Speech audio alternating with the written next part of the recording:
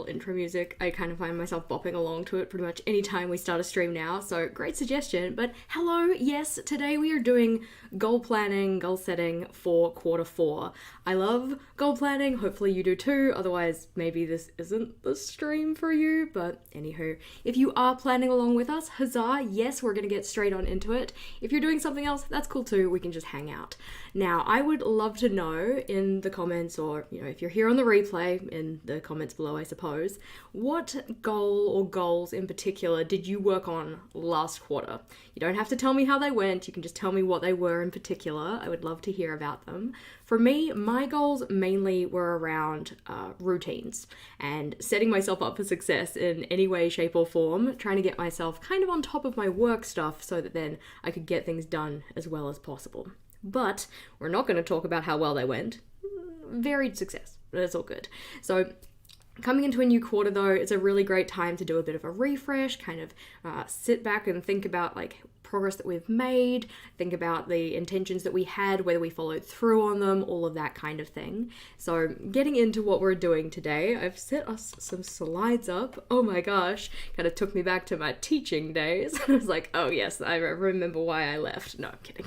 It's actually kind of fun. So these slides are not yet available, but I will make them available to you if you want them after the fact. Otherwise, feel free to take some screenshots. Just make sure that you don't get a weird screenshot where my face looks like this or something like that, because that's not the business. Anywho, so as you can see, yes, we are doing goal planning today, and in terms of the order of play, what we're actually kind of getting into, so we'll make you guys a little bit bigger so you can actually see what we're doing. Okay, so all in all, we need to think about what do we actually need to be successful in this project that we're undertaking here together. So we're going to have a look at some of the stuff that you're going to need, and then we're actually going to get into the process of doing our goal planning, setting, that kind of stuff. So the first part of this is looking back, because I feel that it's always important to consider where we've come from and where we are before we try and plan moving forward. It's a lot harder to plan effectively if you don't start with how you are right now, kind of meet yourself where you're at. So looking back before we move forward. After this, we're going to touch briefly on picking goals. We're not going to go super deep into this because I feel like the majority of you probably have an idea of what you want to achieve for the quarter ahead, but we are going to dedicate a bit of time to that. And then after that, it's very much setting the stage, thinking about how we can plan this goal in a way that actually is going to help us get it achieved, and then planning for action. What kind of things do we actually need to do in order to achieve that goal? Alrighty? And after that, we'll have some Q&A. Now, you guys have sent me through possibly some, yes, fabulous goals that you had for the last quarter.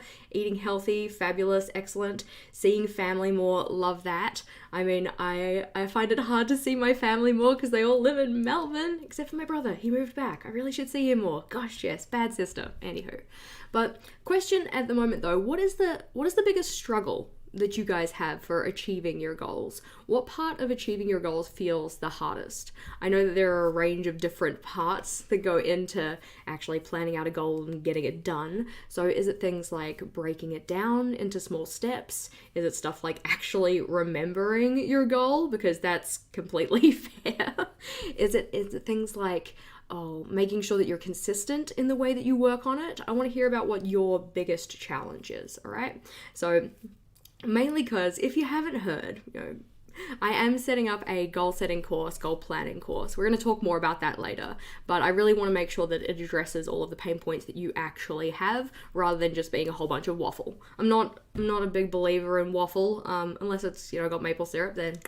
But in terms of in a course, no, we don't want waffle. We want it to be hard hitting, actually give us kind of results. So we need to know what you guys actually need so that then it can be as helpful as you possibly could have it. Oh, yep, your mood screws up your goals, fair. Being brave enough to make the calls, yup. Consistency for sure, excellent, yep. Completely understand that one. Too many goals and not enough time. Yeah, I find that I like to work on multiple things at once, but I can very quickly get myself into a stage of, Jess, do you really think you're going to achieve all 15 of these goals in the next week? Probably not. Finding the time to work on them. Yeah, and that comes back to that idea of very much making sure we're meeting ourselves where we're at, not setting goals with this kind of like idealized version of us in mind, but excellent. Yeah, there we go. Bad luck. Oh, no. An injury, that's not great either. Yeah, staying motivated. Fair.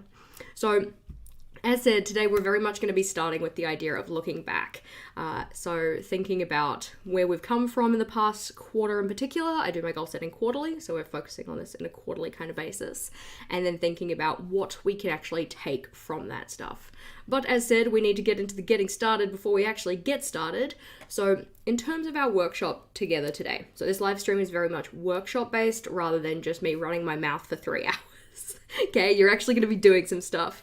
So our 3 sections for each of the parts we're looking at are a how-to section. So we're going to go through what kind of explanatory notes, effectively, like how are we going to tackle this section in particular.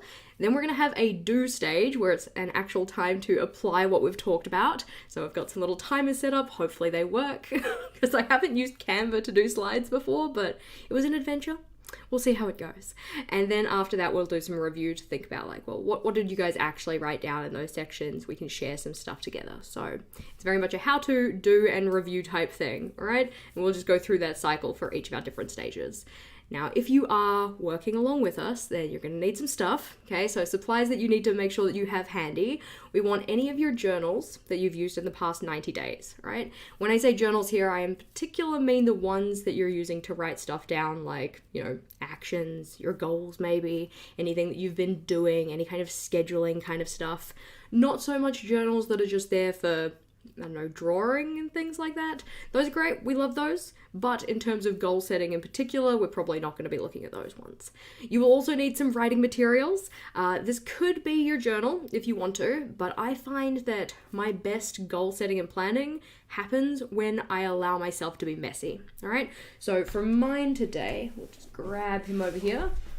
I, of course, have my Ginormator notebook, all right? This is my brainstorming book, and this is where I can just be messy. It's just got lined paper in it. I don't mind if it doesn't look particularly neat, because I'm going to be writing things down in a hurry. I do not want to restrict myself in terms of what I can and can't write down, quote, quote.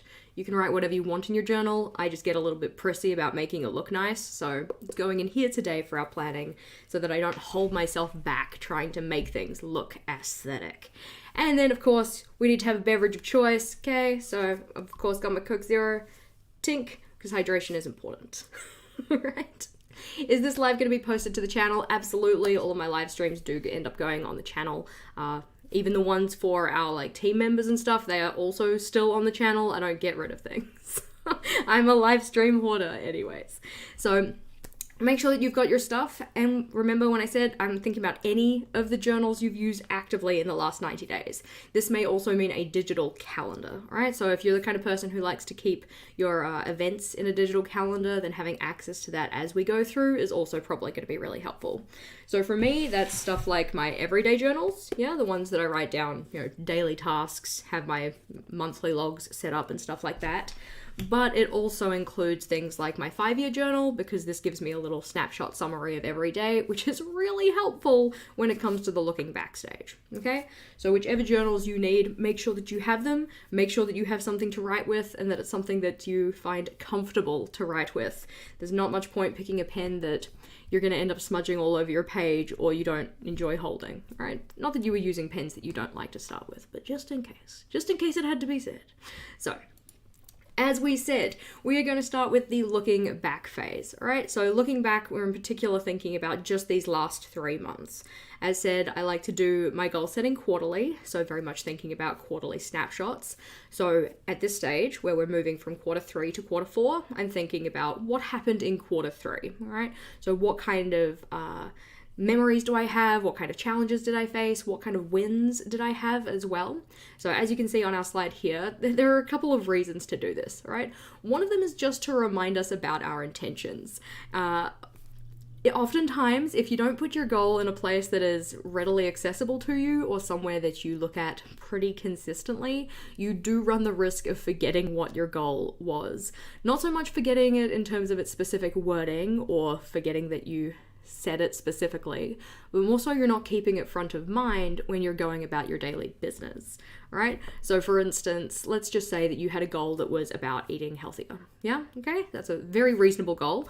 So in going about your daily business, making choices about what food you're having and whatnot, it can be easy to be kind of out of sight, out of mind. And if you don't have that consistently in your mind while you're trying to make these choices, you do run the risk of not making the choices that align with that intention. So thinking about what were our intentions for the past quarter, what does that actually show us in terms of what did happen versus didn't happen. Also, as it says, we want to be able to celebrate our wins. I don't know about you, but I have a huge negativity bias, so I am very much more easily able to remember the shitty things that happened or the things that I didn't get done or stuff like that, rather than actually giving myself some time to celebrate my progress. Okay, so looking back in this stage gives us an opportunity to do that, to actually think about the stuff that we did get done, even if it's little, right? Small progress is still progress. We're all about that here. It also gives us an opportunity to honor our challenges, right? We're not necessarily wanting to dwell on those challenges. We don't want to get all down on ourselves and, boo-hoo, sad for me, but more so just give ourselves the kind of grace, I suppose, to say like, yeah, you did have to tackle that and that was hard. And also taking these things and being able to learn from our past experiences. I find that in terms of reflection, and we'll get to it in a second, reflection is only as good as what you actually do with the process, what kind of information you get out of it. So looking back, this phase is really very much about being able to learn from what has happened, how we tackled things, that kind of stuff. There is probably a typo on the slide because I wrote this in a hurry and I'm not very good at typing. So what this is not for is a time to beat ourselves up. I don't think that, self-flagellation is going to get you anywhere, really. Like, sure, you can probably brute force your way through some things, but oftentimes it's just better to give yourself some grace, right? We're going to like story time, I suppose, but have you ever had one of those instances where you're like about to do something? Like, let's just say it's unpacking the dishwasher. You're about to unpack the dishwasher, and then your partner says, oh, hey, can you unpack the dishwasher? And you're like, I was going to do it, but I'm not going to do it now because you asked me to do it. Like, no, just me because I'm an adult child.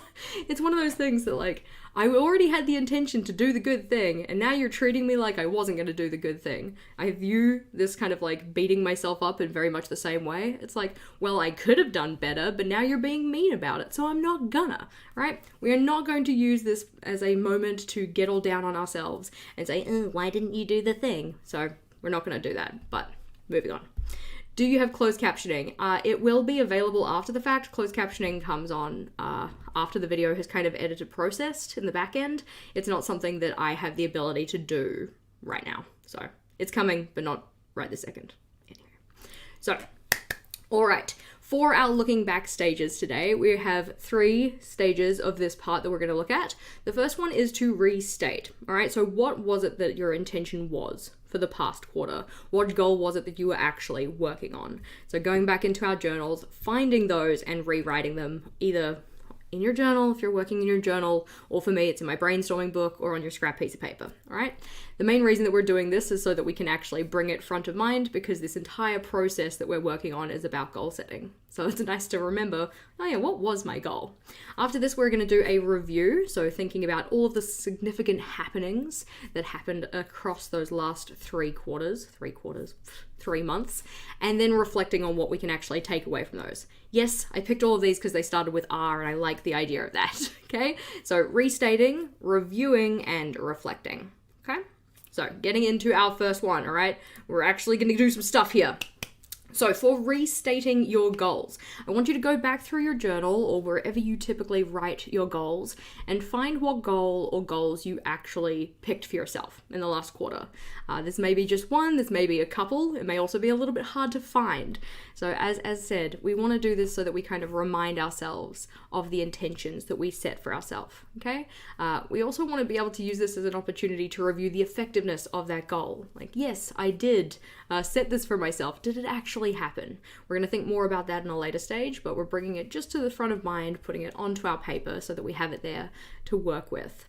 And then also considering, how well did we actually remember this goal when we set up our actions and whatnot, okay? As a side question here, where did you write your goals last quarter? For me, I write them in my journal. Yeah, I write them in my goal kind of planning pages, but it's also good to consider, was that as effective as it could be? For me, not as much as it could have been. So if you don't know, I've been using different sized notebooks this year. So we've got my Travelers and we've got my Square. And my goals actually got written in my Travelers because at the start of last quarter, this is the journal I was working in, which meant for the first 2 months of the quarter, it was pretty handy. It was in the space that I was actually working in on a daily basis. But then when we moved into September, I was in this notebook instead, which meant those goals that I've written down weren't actually as readily available. This guy was sitting on the shelf. This is the one I was actually using. So that's something for me to kind of think about, like, should I be putting these goals in my next journal again, like rewriting them, that kind of a thing. Okay, so that could be something that I need to consider when it gets to my reflecting stage. But as I said, we're going to do some work together. So find where you wrote those goals, bring them forward, write them down onto your paper, whether that's your scrap paper or your journal. And if you didn't have a goal last quarter, if you didn't write it down, that's okay. You can just jot down anything in particular that you worked on that was goal adjacent. If you've finished, then you let us know in the chat what you worked on, but we're going to do some actual get stuff done time together now.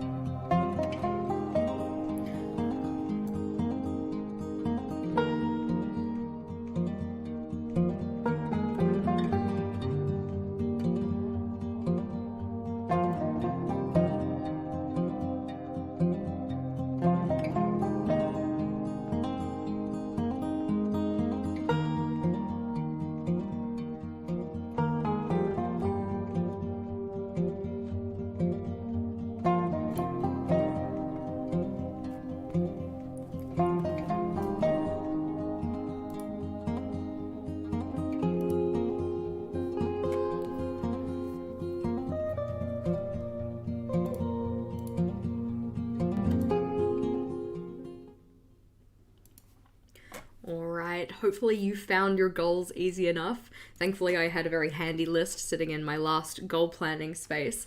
But in reviewing that list, I realized that I actually set myself more goals than I had thought that I did. So that was an interesting takeaway from me. And also just the number of them that didn't get touched as part of that. So let me know in the chat, what goals were you working on? We had things like no specific goal, but let's see, sourcing yarn for quarter 4, nice. Researching low yarn use patterns, nice. All right.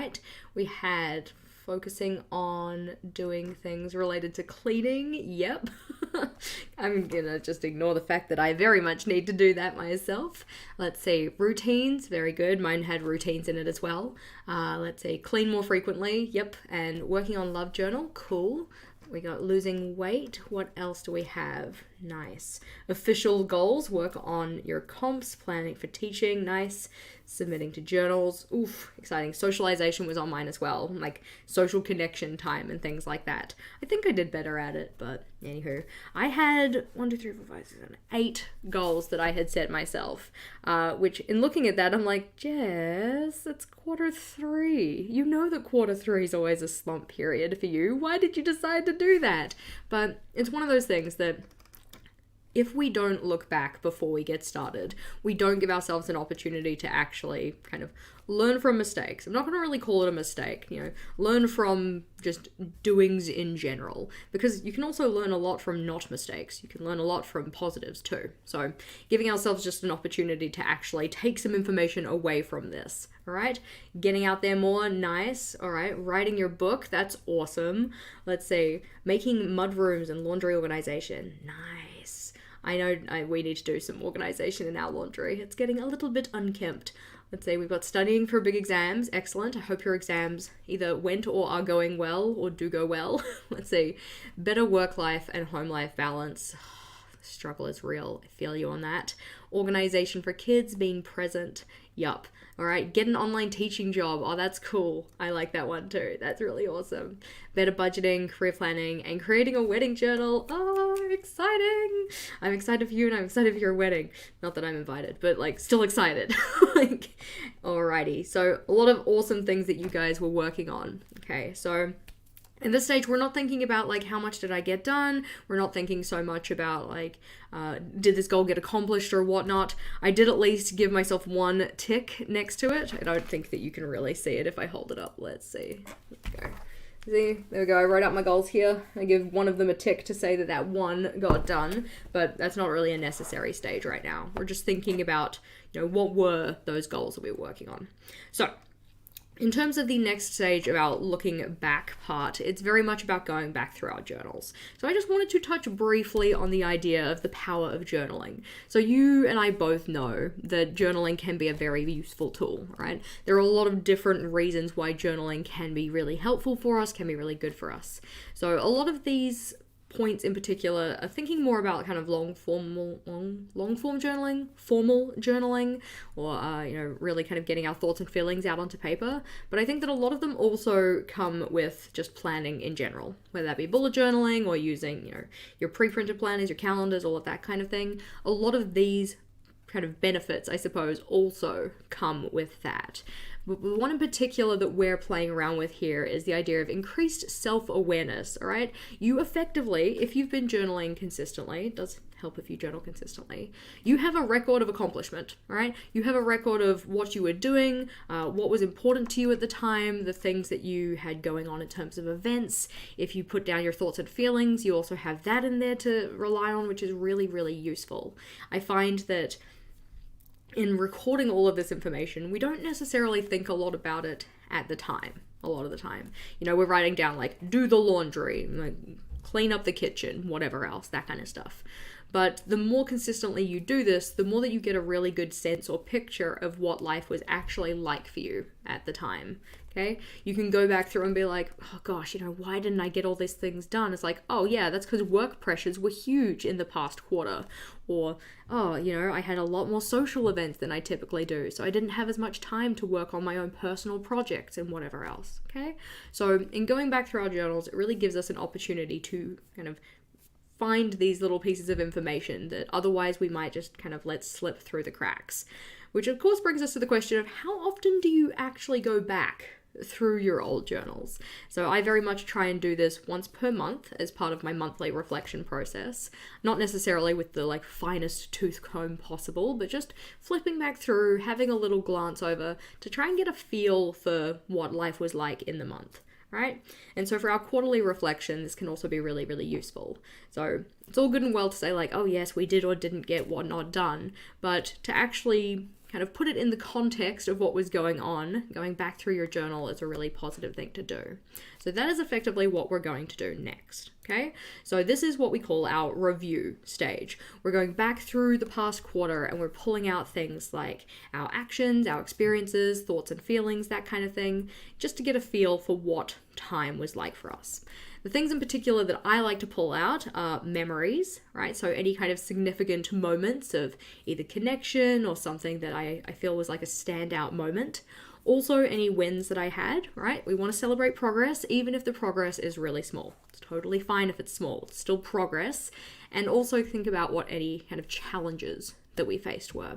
They don't have to be huge things, they can just be small things. For instance, for me, I know that there were a couple of weeks there that there was some pretty big slumps in motivation and energy, right? It wasn't necessarily anything like huge that kind of caused those, but they are things that I, was challenged by, and that meant that I didn't necessarily make as much progress as I maybe wanted to, right? They don't need to be huge challenges, they also don't need to be huge wins. We just want to be able to pull them out, okay? The reasons that we are doing this, okay? Because I like to think about the why. I don't like to do pointless stuff, okay? So we're celebrating progress, even if it's little. We're giving ourselves that kind of like, I'm going to say partial credit. It's not so much partial credit. It's actually just being able to say like, hey, yes, I did a thing. Yay for me. Like gold star. We also want to give ourselves an opportunity to learn from all of these happenings, whether they be learning what does work in terms of our wins, like, hey, what led to that, good takeaway moment, and also learning from challenges and how we tackled them. What was this actually a positive way to tackle the challenge, that kind of stuff. It also helps us combat our biases. As said, I have a very large negativity bias, so if I was just left to my own devices and said like, hey, yeah, go reflect on the last quarter, the first things that come to mind are probably going to be negative things. Things that I didn't get done, challenges that I had, struggle bus, that kind of thing. If I actually go back to my journal and use this as that kind of record of achievement, it has there in black and white what actually happened, including the positives that I might otherwise overlook. Okay? So, as said, we're going to do this together. We're going to give you guys some more time for this one though, because this one does take a little bit longer, okay? So going back through those past 3 months in your journal or your calendar, if that's something that you use, and trying to find any of those memorable moments, any of those wins that you had or successes that you had for your goals and the challenges, okay? We're going to write those down on your scrap paper. I'm going to use 3 columns, but you can write it out however you want. You are your own person.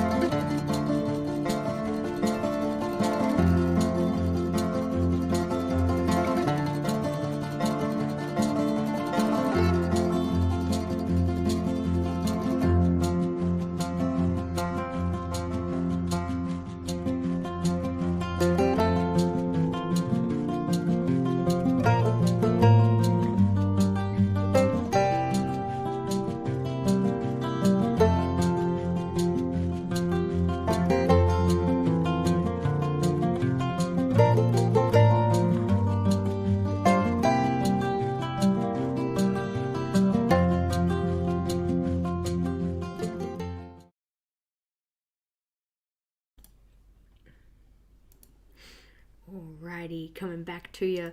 So I know that 10 minutes possibly doesn't feel like enough time for that. Completely understand. The reason that we're picking only 10-minute increments is, one, I had a video timer for it, so that helped. And two, also just like restricting the time helps you kind of focus on the task at hand, right? I find, personally at least, any time that I give myself just a set amount of time to do a thing, I'm a lot more focused in my endeavor of doing that thing. But let's have a look. So you guys have already sent through some really good wins. So let's see. Wins, yes, reinvigorated love of reading with participating in the magical readathon. Excellent. I participated but didn't get very far. I like that she says that we don't have to do it all in 1 month because that was a lot of reading for me, but completely feel you. Expand a community outreach group for homeless in your area to provide food, hats, gloves, and sleeping mats. That is awesome. All right, let's see. One of your goals was to be more creative and share that with people. Love that. Huge win with that, and currently drawing the ghosts from Disney Haunted Mansion. Oh, yay! That's cool. Alrighty. Oh, let's see. Another win was to join with my show. Love it. Thank you for being part of the team with capital T. That's very exciting. Let's see. Did lots of research for cleaning lists. Nice. And ended up with a cleaning journal, which is really cool. Developing new habits. Nice. Planned your full cleaning and decluttering everything. I am so excited for my end of year decluttering. It is like my favorite thing every year.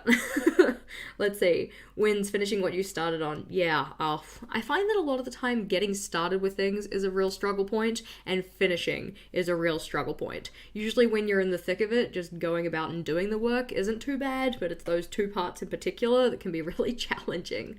Let's see. So getting back into being physically and mentally well, fair, and then your win was getting a personal trainer and getting back into training. That's really cool. Let's see. Oh, let's see. Seeing your knitting community at the annual festival and reconnecting is a memory. That's really lovely.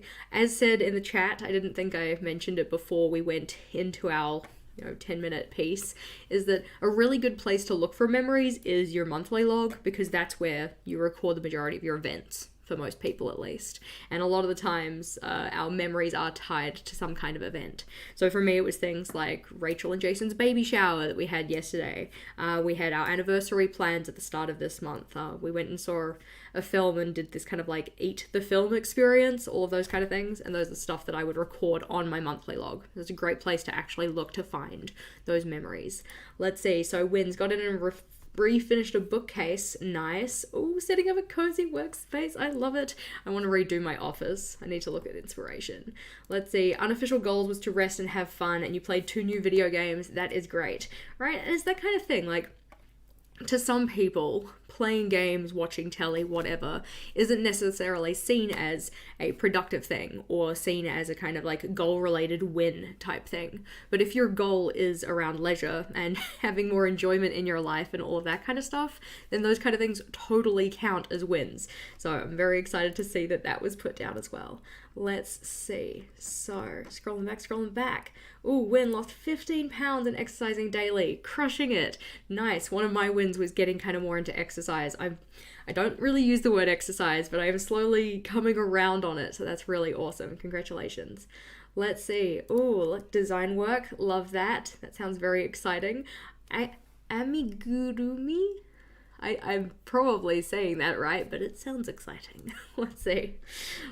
Oh, see, this is really good. I had a bit more wins than I thought. Yes. All right. And a lot of the time, actually bringing our attention to them is where we can have the most power with it, right? Like, if we kind of just thought back, without looking at our journals, without looking through our calendars and thinking like, oh yeah, what did I even do? Especially you come to the end of the day, like, what did I even do with my time today? That's why I'm a believer in writing things down that you've already done and then crossing them off, because it's like giving yourself the win, giving yourself the credit for having done it. Let's see. So what else do we have? Let's see, would we say that starting journaling is a win? Yes, I would totally say that starting journaling is a win. I wrote down on my little list here in my giant book, that starting a reading journal was a win, because it's just really kind of gotten me excited about my reading habit or being more into reading. And since starting my reading journal, I've been reading a lot more. So, I find that to be a win. I think that's really exciting. Let's see. Oh, got a distinction for your second year degree topics. That's so good. Excellent. Congratulations. Let's see. You got your closet measures so you can build it out. Nice. I need to do measurements. I need to decide what I want to do with my office, and hearing you guys talk about home projects makes me want to do my home projects. Let's see. All right. So, this one is like, it's one of those things that like not all wins are super, super like exciting 100%. So it's really good to hear that even though you went through that, you didn't kind of relapse on your ED. So that's a really good thing. All right. So let's see. You got your teaching job online, killing it. Yes. Alrighty. Start a card and letter writing for nursery home ministry. Nice. And lots of progress on career stuff. Alrighty. Okay. We're not going to look through all of them because you guys just had so many wins, and that's excellent. Okay. But I need to put this one up because you helped a raccoon, because that's just great. All right. So yes, we've really focused together here on wins in terms of what we're sharing, but remember that it is also good to note down your challenges, all right? I know that challenges can be really personal, and oftentimes people can start to dwell on them if they talk about them too much, but I think that it is important to honor them, write them down, okay? So for instance, one of my challenges that I wrote was just taxes with an exclamation point, because I am not monetally, inclined. Don't have a very big financial mindset. So having to pay my own taxes is always just like what the heck going on? Also things like just not setting aside time for my goals, or getting myself stuck in the comparison trap, that kind of thing, right? So challenges, they don't have to be huge, big struggles. They might be. We need to honor those as well, but it can just be little things too. Okay, so hopefully you guys have a good list of your memories, your wins, and your challenges, and that just gives us that opportunity to have looked back, kind of pull all those things out. Though, as said, along with our reviewing, we also want to do reflecting. And the way that I see the difference between these two is that reviewing is very much the what happened, right? So we went through our journals, we picked out all of those memories, wins, and challenges, and just wrote them down, okay? We haven't really unpacked them. We haven't really kind of given ourselves very many takeaways at this point from them. And this is where reflecting comes in, okay? So I am a big believer in reflection. I think that reflection is such a powerful tool if you do it with intention, okay? I know that my students at school who had to do a lot of reflection came to be a very dirty word, something that we'd all kind of groan about, like, oh no, not reflection again. But if you do it with the end in mind, if you're doing it with a kind of purpose tied to it, then it can be a really powerful tool, okay? So for me, it's very much about thinking about what kind of things worked. What actually went right? What things did I get done? And why did I get them done? I want you to kind of unlock your inner 2-year-old or 3-year-old. I don't know how old they are when they start talking, but it's like, oh yeah, but why? But why? But why? Okay? That's what we're going to be asking for each of our different things that we wrote down on our wins, challenges, and memories lists. Okay? So for those wins, what actually led to this being a win? Why did this happen? Why did it feel like a win? What kind of things did we do to make that reality? That kind of stuff. Okay? So we're taking some learning moments out of them. Okay? Similar idea with our challenges. Okay? Sure, we faced the challenge, but what did we do around that? Was that a good thing? Why was it a good thing, the way that we tackled this challenge? What did we do to respond to the challenge that wasn't so good? Why wasn't that so good? Those kind of things, okay? We can also start to think about our strengths and weaknesses. So which areas do we struggle in a little bit more? How can we kind of tackle those with a bit more intention? And for our strengths, why do we find these easier, right? We kind of get where we're going with this. Whole bunch of why questions for reflection. This is where we actually start to get takeaways. Okay? So, for our reflecting on the quarter, it can really take a lot of forms, as you can probably tell by all of the different kind of random questions that are coming out of my mouth right now, depending on which area you're looking at with regards to your challenges, your wins, your memories. There are a lot of different pieces of information that you can get out of these. We are not going to sit here for the next hour and a half just reflecting, because I want to keep the train moving. I want to make sure that we actually get on to picking out our goals for next quarter and setting those up as well. But this is something that you might want to spend a little bit more time on. Obviously, if you're here on the replay, you can pause the video at any time and, do as much time as you want on each of the sections. But for us together today, who are here on the live, we're not going to spend infinite amount of time on this.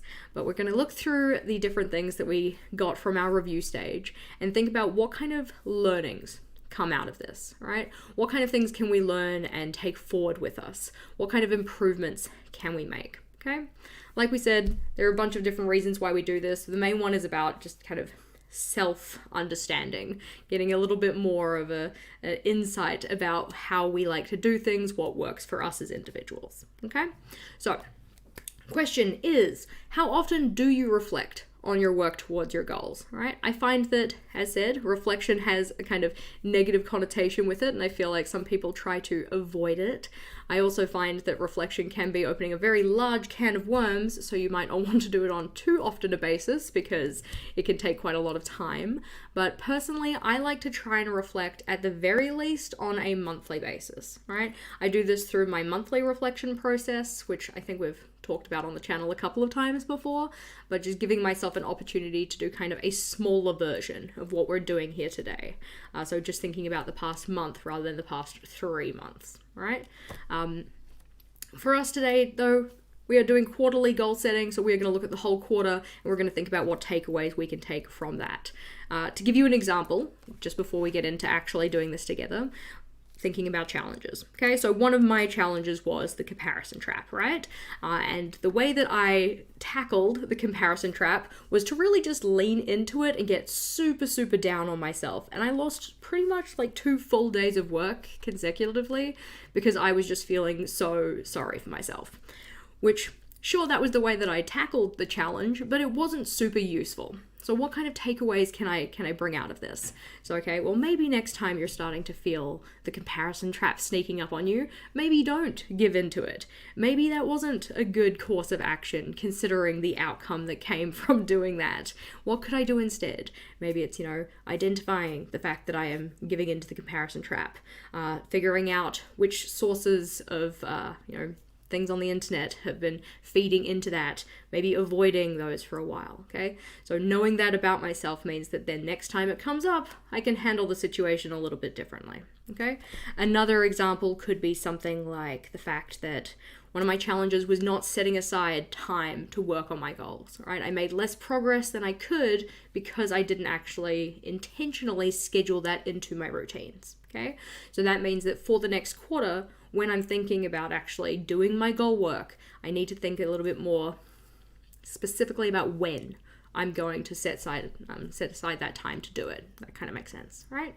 So that's for challenges. In terms of wins, we want to do a similar idea. Why was this a win? What led to that being a win? And then for your memories, it can also be thinking about if this was something that really stood out to me as something that was really important, then how could I bring more of that into my life? Okay, so I'm going to give you some time to actually do some work on this one. Again, we're going to go with 10 minutes. Okay, so reflecting on the past 3 months, think about stuff that helped you make progress. Think about stuff that hindered your progress. For me, comparison trap and feeding into that, boff, right? And what improvements can we bring forward with us? What kind of improvements can we make in the coming quarter to make more progress on whatever it is that we want to work on?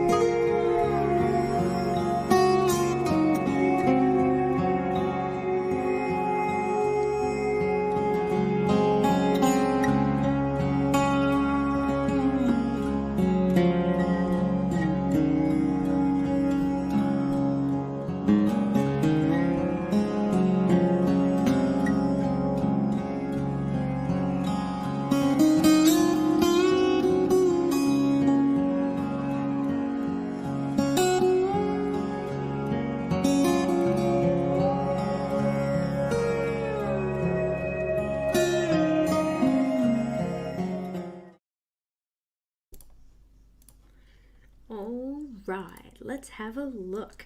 So I can see some of you guys have been sending through your takeaway learnings, and it's really good to see that we have a nice combination of positive learnings and negative learnings.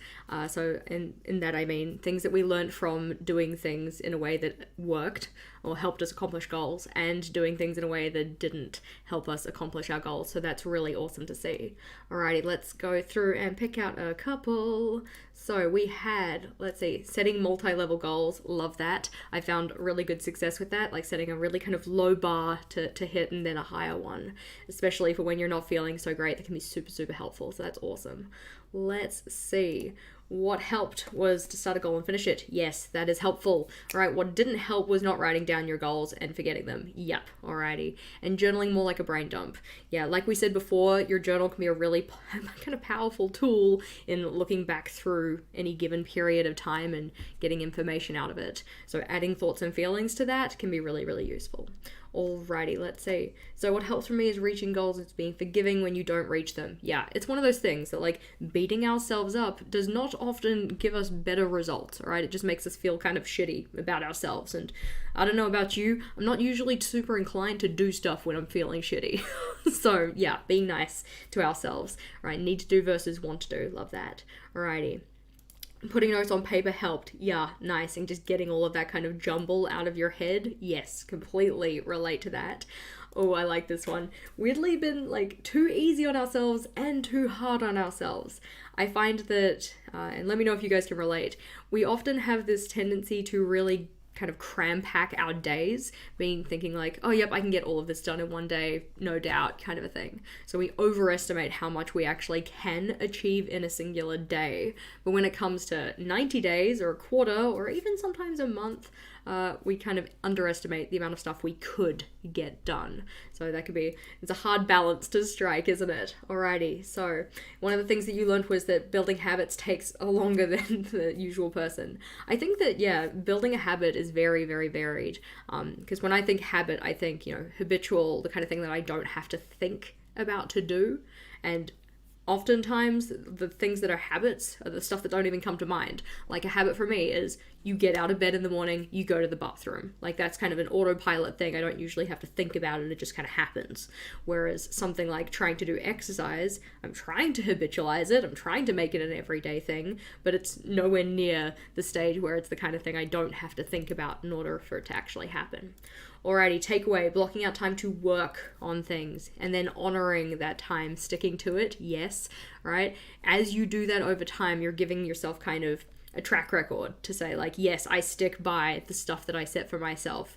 I can trust my word when I say that I'm going to work on something at a particular time. Nice, alrighty. So breaking goals down into why they did or didn't work, yes, that can be really, really powerful, and that's good to do. Alrighty, what else did we have?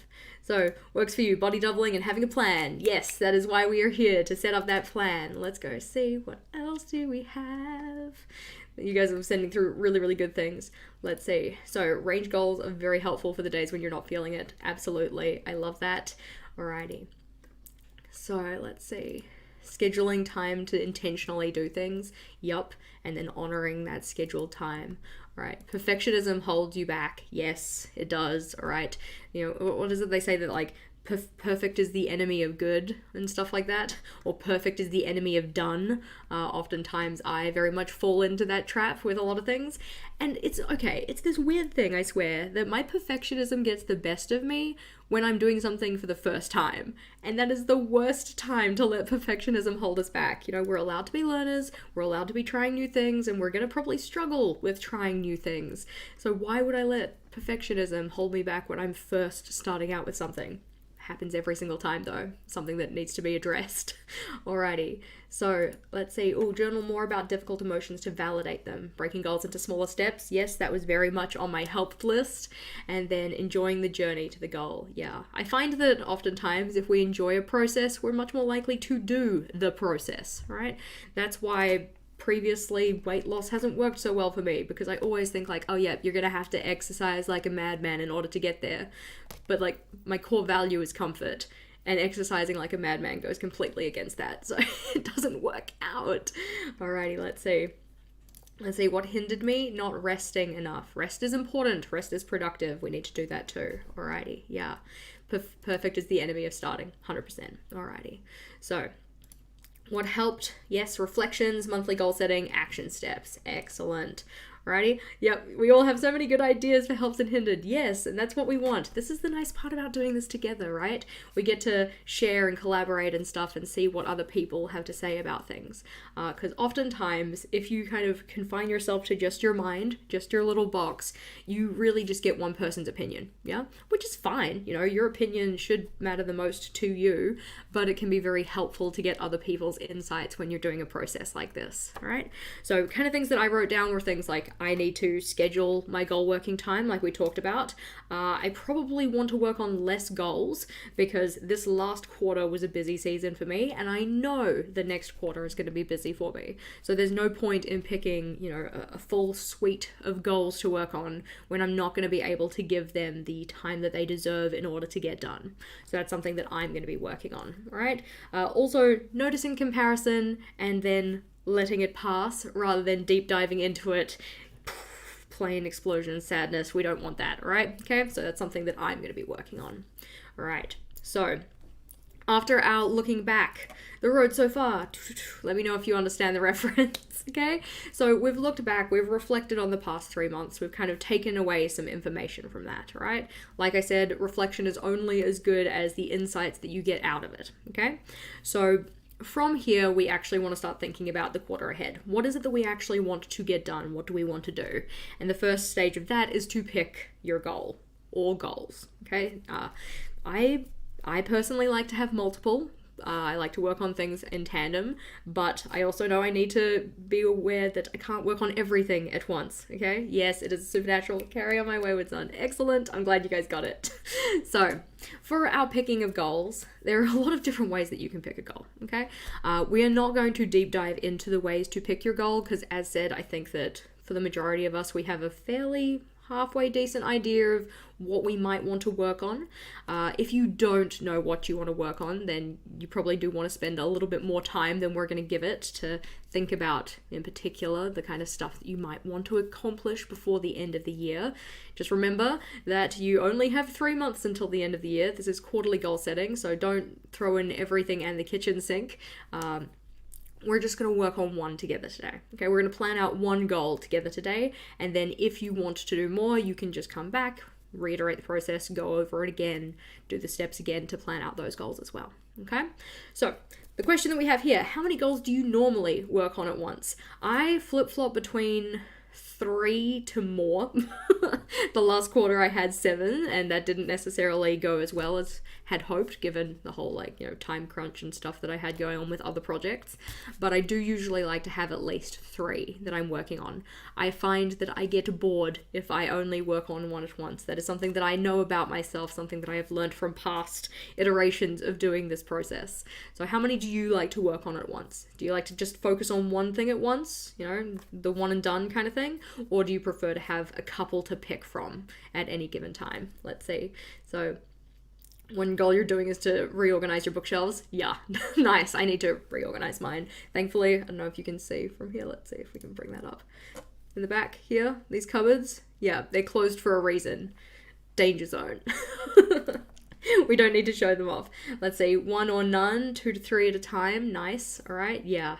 So usually work on like 8 to 9. Yeah, I feel you. I feel you.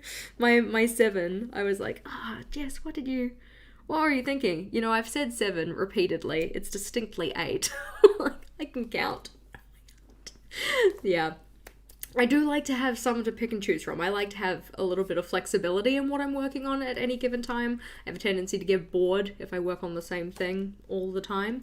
But yeah, I do need to par back a little bit for this next quarter that we're working on. Looks like we've got a good range though. Most of us are sitting in the kind of, you know, I don't know, 2 to 7-ish kind of region. But it's good to have options. I like what Tina said here. Yes, it depends on project type goals, big projects and stuff. Like a lot of the times when I say I'm working on 8 goals at once, it's a good mix of different types of goals in terms of size and in terms of comfort level and all of that kind of thing. Maybe a little bit of a spoiler. One of the things that we get into in the course that I'm planning is the idea of kind of like a goal blood type, I guess you could say, and it's the kind of how we can categorize goals based on different things, and I like to have goals of different blood types when it comes to actually working on multiple things at once. Okay, so in terms of what we're going to do now though, we are going to pick a goal for the quarter ahead. And as said, we are just going to pick one and work on one together in this workshop. But if you like to work on multiple things, then you can just go and do this process again, okay?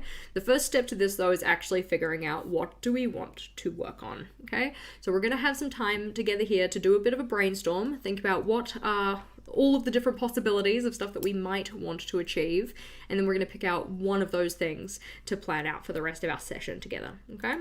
So brainstorm your goals either in your journal or on your scrap paper or in your giant brainstorming book if you have that one, and then pick out the one that excites you the most, or the one that you're most eager to work on, because that's the one that we're going to focus on and we're going to plan out together, okay?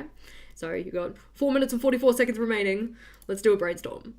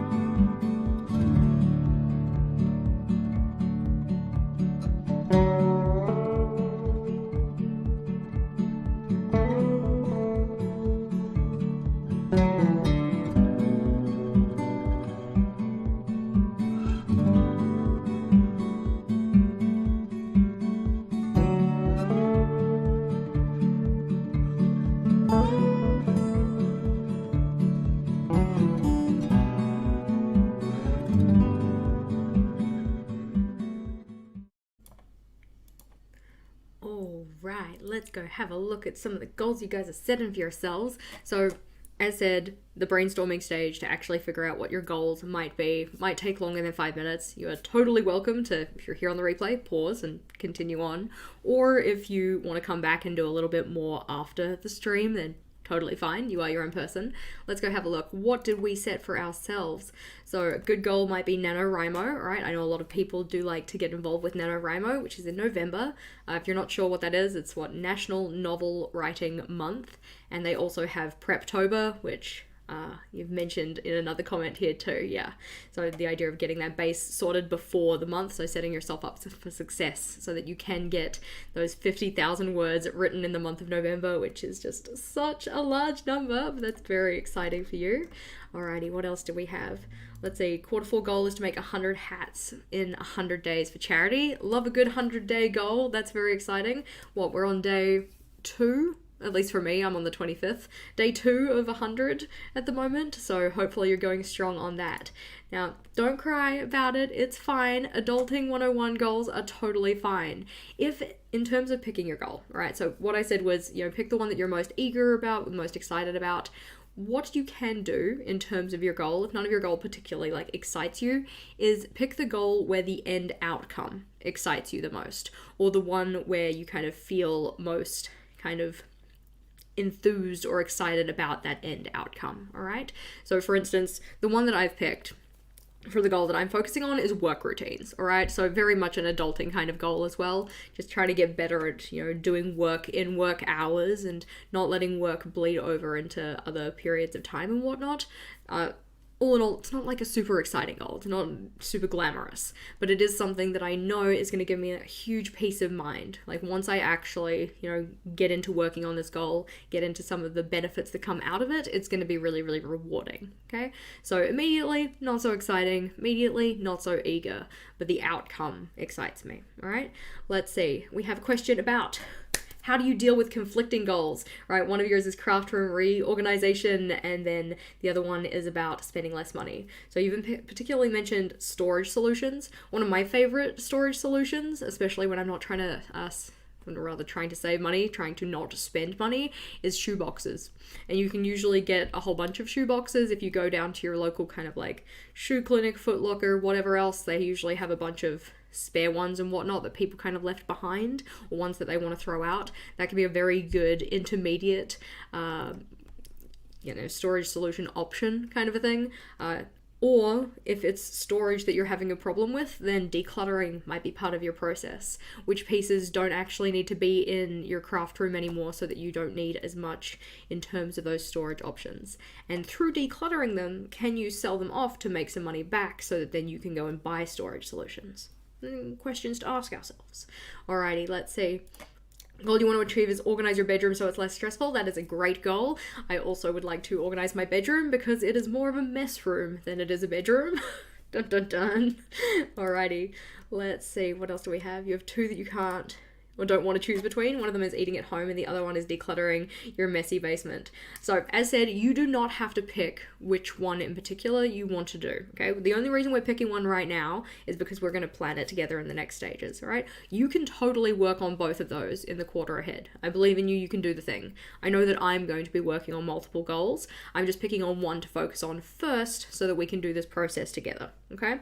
So you do not actually have to pick it just as the standalone goal. You can pick both of them and work on this process for both of them. We're just going to start with one and then bring in the other one. That kind of makes sense. Alrighty, you had to pull out your Ginormator notebook because you're running out of pages in your current journal. Yeah, that's why I've got my giant notebook here so I can just write my stuff down. I think I've just written it in the middle of something else. Oh, there's another page of stuff. Anywho. Distraction counter at least 1. Alrighty, remodeling the kitchen. Oh, exciting. I love home projects. I don't like them when they're happening because usually everything's a mess, but when they're done, it's just so satisfying. Alrighty. Let's see. Consistent language study. That's a good one. All right. I love consistency goals because it's just an opportunity to make trackers, and I love trackers. Let's see. Your goal is going to be about health and well-being. Excellent. And Preptober. Very good. All right. Let's see. Get please skills under control. I don't think I've heard of what please skills are. That sounds quite interesting. I might need to go and look that up to see what that's about. Alrighty, writing an article to publish on Medium. That's an awesome goal to work on. Alright, we've got working out more. That one is, I'm not setting it as a goal, but it is something that I hope to achieve. My tracker so far has been helping me with that, so I hope to do something similar. Let's see, finish the closet, love it. Writing and attempting again at sticking in an exercise routine. I found that low bar, high bar option has been very helpful for me for getting more exercise into my daily practices. Maybe that will work for you. Alrighty, let's see. NaNoWriMo, adulting stuff, like visiting the doctor that you should have visited for like 6 months now. Yeah, mine keeps messaging me being like, hey Jess, you need to come in and get a scan. I'm like, I don't want to, leave me alone. Even though I know I really should do that. But it's okay. That's a future me problem. Alright, you ended up picking all 3 goals you want to. Yep, totally fine. All good. As said, you are more than welcome to go with multiple goals. I'm going to be going with multiple goals. Just for the sake of what we're doing in the next stages, we're going to pick one and do it the whole way through, and then you can come back and you can do those processes again for your other goals. Alrighty. Let's see. Your main goal is figuring out what's next for your career. Yes. Which job sector you want to work in. That's excellent. I love it. Your goal is to make your bed in the morning. Nice. All right. So it's one of those things. It took me a really long time to actually get my bed making to be a habit. Vogel still does not have it as a habit, or at least he doesn't have it to the high standards that I place on my bed making. And I'm just like, Vogel, pull the bedding up. What have you done? It's all wrinkled. Anyways, but let's see. Okay, so after this one, what we need to think about is the actual setting the stage for the goal. So we have whichever goal you're focusing on at the moment, and we have some stages that we can go through in order to make that goal kind of robust, one that we can actually work on together. Now, I have 3 stages here. Technically speaking, there are a couple more, and only 2 of these are ones that we're really going to focus on together here today. But I like for my goals always to be started purpose first. Okay, so thinking about like, why is it that I want to work on this? Why is this goal actually important to me? Why would this, or like, why would accomplishing this goal be a good thing? Kind of thing. So that's a lot of questions to ask about one goal in particular, but when I'm setting my goal and thinking about my why, I want it to be at one key reason that really resonates with me, okay? Oftentimes, if we give ourselves too many reasons to do things, it kind of dilutes the meaning behind them, okay? So when I try and pick my goal, and when I try and figure out what my why is, I'm thinking about one key reason that resonates with me that I can come back to be like, you want to do this because, okay? We're not going to work on that together today, just because the why part can be a little bit of a deep dive. It also can be very much aided by the next stages, okay, which is the ideal outcome and the metrics of success, okay? So for the ideal outcome, this is kind of what it sounds like. What is the best version of this goal? Like, when this goal is completed, what does the best version of its completion look like?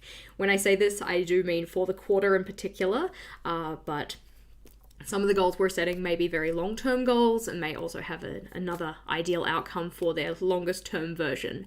But we're trying to think just on the quarter basis, okay? And then, along with this, we also have metrics of success. So how will we know we're making progress on the goal? How will we know when the goal has been accomplished? Okay, thinking a bit about like kind of quantifiable kind of metrics here as much as possible. Okay, and as it says at the bottom, prior planning prevents poor performance. Okay, we do this planning, we set the stage right so that our goal is robust and we can hopefully achieve it, or are more likely to achieve it because we've done this prior planning. All right, that is purpose. We like purpose first here. Okay, so as said, we're not going to go into the why. That is something that you might want to dive into a little bit more on your own. But what we are going to do is outline the ideal outcome. Okay, so as said, because we're doing quarterly goal setting, we are going to try and focus on the ideal outcome at the end of the quarter. Okay, so at the end of the quarter, what do you hope to have achieved for this goal? What is the best possible outcome for this goal come the end of the year? All right, so this could be in terms of milestones that you've met. This could be in terms of, stuff that you've accomplished in that kind of space. It could also be about any feelings that you have or any people who have been impacted by this thing. It could be how this goal has either affected you or any other people that are kind of like connected to that goal, okay? And the reason why we think about this, but why though, is very much about getting clarity on our aims. Like, what is it that we actually hope to achieve with this goal? Okay, so for instance, let's just say that we'll take the example of tidying up the craft room. Yeah. So in doing the goal, what is the ideal outcome for having the craft room tidied? All right. What is it that you want the craft room to do for you or be for you? Do you want it to be the kind of place where like everything's on display so that you can easily see your items so that you're more likely to use them?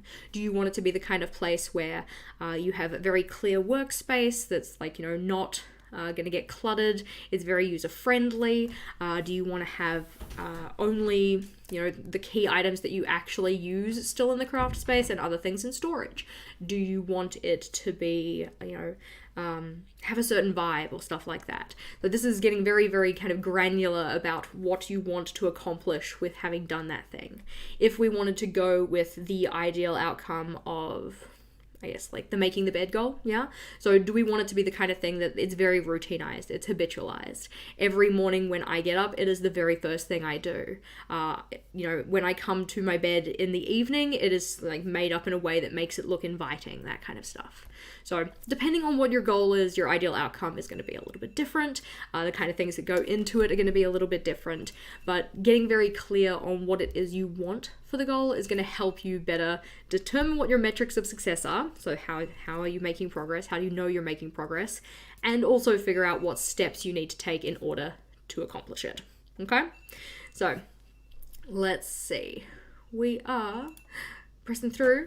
So in your journal or on your scrap paper or in your ginormous brainstorming book, then we are writing down the best possible outcomes for your goal come the end of the quarter. So points to consider are things like milestones, any feelings, how you'll be affected by having accomplished this goal. Alrighty.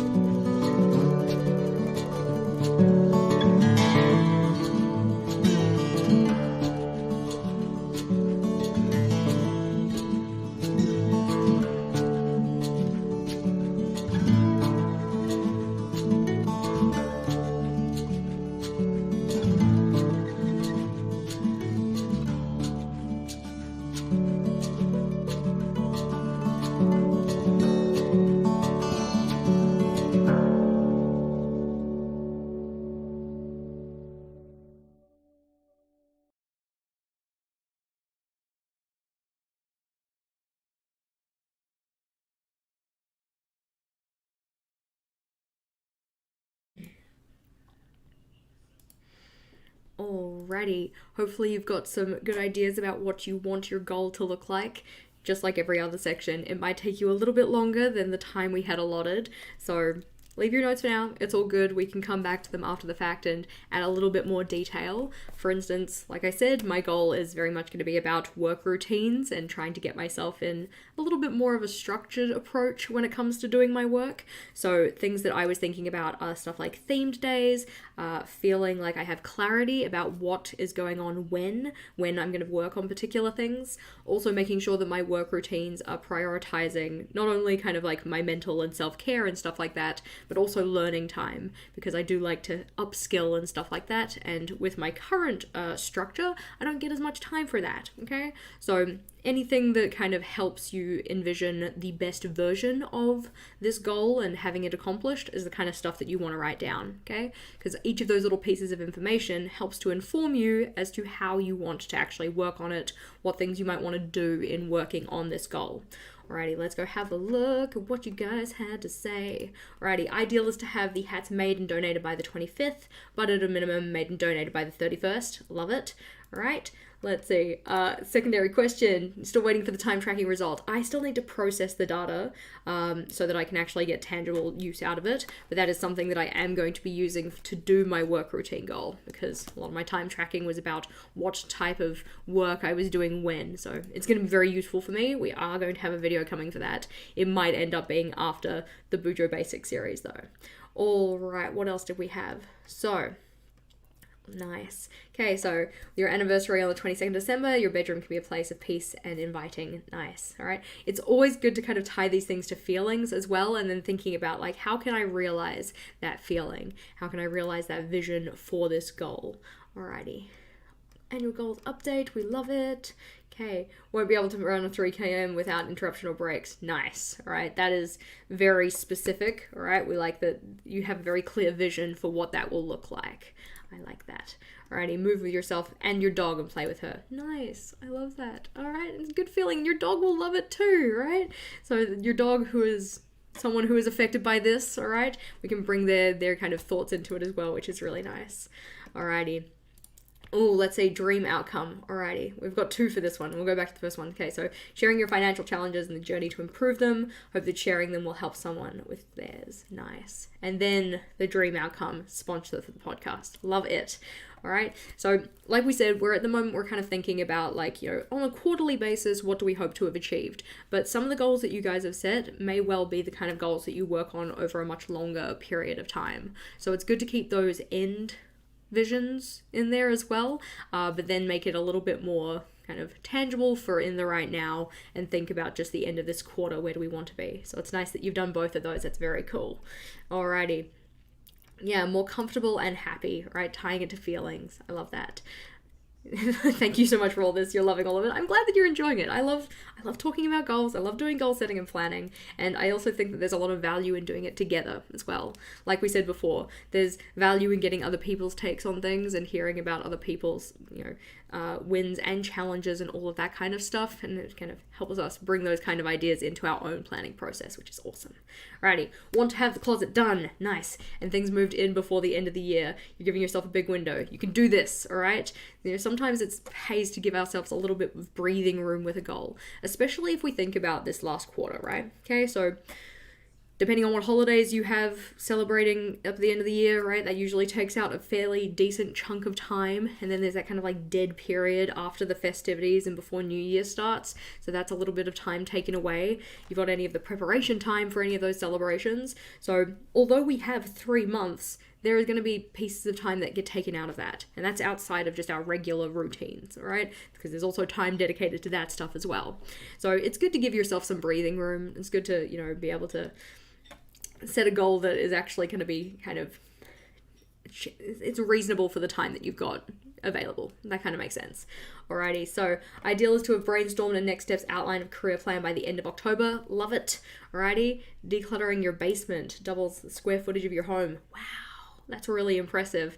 And you'll be able to find things that you actually want to use. Yes. All right. That's one of my favorite parts about decluttering and reorganizing my space and stuff, is actually having a better idea of what stuff I actually have and being able to find it and thus use it, which is really, really nice. Alrighty. You're going to be a better citizen. Excellent when you learn another language. Nice. And use your language to assist customers who may not know English. That's really good. I love that too. Alrighty. Sorry I'm late. I went to IKEA in the Container Store. It's cool. It's all good. I wish we had IKEA here. We don't, but alas. Alrighty. Looking to have your everyday journals for next year all set up and prettified, ready to be used by the 1st of January. I find that there's a lot of power in having stuff set up to use from the get-go. That was one of the things that I noted in my challenges/hindered section, is that anytime that my actions list is not ready for the start of the new period, I can still get stuff done, but it's this weird thing where it's like, even if I'm a day late with it, just one day out of the entire quarter, I'm less likely to make as much progress as I usually can. That's something I know about myself. Might not affect everybody, but something that I know about me. Alrighty, you want to be able to carry my groceries. Yes! Alright, that's an excellent reason to get the goal done. I love it. Alrighty, let's see. We have a bunch of different things. Autopiloting, yeah. I completely feel you on that. Alrighty. So we've got the stage set in terms of this one. We know what it is we want to achieve. As said, you might need a little bit more time to think about it. You might want to get a little bit more specific about it. Give yourself the time to do that. But for now, we're going to go and have a think about metrics of success. Okay? So when you're working on a goal, especially a goal that's maybe a little bit more fluffy, hopefully you kind of understand what I mean by that. So a goal that's worded in such a way that it doesn't necessarily offer itself to a like tick in the box kind of thing, okay? When we think about this goal, it can be really, really helpful to have some key things that we're hoping to do or milestones we're hoping to hit in order to say, yes, I am moving in the right direction. Yes, I am making progress on this goal. Okay, so spending some time thinking about, for the goal that we have for ourselves, what are those metrics of success? What are those key milestone moments that are going to let us know that we are going in the right direction? Okay, as said, the reason for this is being able to identify the progress that we've made, also being able to kind of celebrate those little wins as we go through. Like we talked about before, if you're working on a goal and you're more enthusiastic about the process of working on it, not just the outcome, it's often going to be a lot easier to actually get yourself to work on that goal. It also helps us break our goal down into smaller milestones, okay? I don't know if you guys have seen the picture before of the two people trying to climb a ladder, but one person has their rungs of the ladder really close to each other. So it's those tiny, tiny little building blocks that help them get up. And the other person has a really big gap between each of their rungs and they can't even reach the first one, all right? We want to be the tiny rung ladder, right? We want to have those tiny little wins that help us get to where we want to go rather than trying to do these giant leaps. Yes, giant leaps will sometimes happen. That's awesome. Little boost gets us to where we want to go a little bit faster. But if those are the only ones that you're working with, oftentimes you're going to make much less progress than you could. Okay?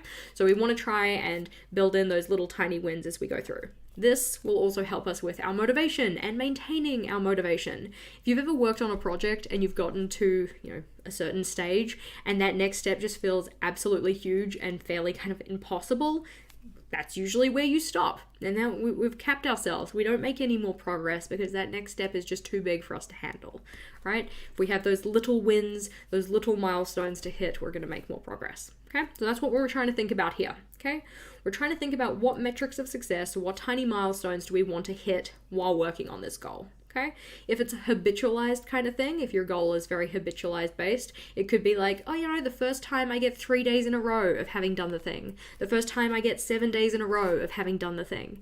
And it's okay if your metrics sound silly. It's okay if your metrics seem too small to matter, because it's those little things and building them up over time that actually gets us to having the goal accomplished. And also it's in your journal. You don't have to show anybody. Write down the silly thing. It'll be fine. Okay? So we're going to spend some time together. We're going to think about some metrics of success that are quantifiable, hopefully, things that are fairly measurable. I don't like to use that word, but I do like to use the word quantifiable. And think about what things we need to hit. What tiny milestones do you need to hit in working on your goal? Alrighty? Got some time. Let's go do the thing.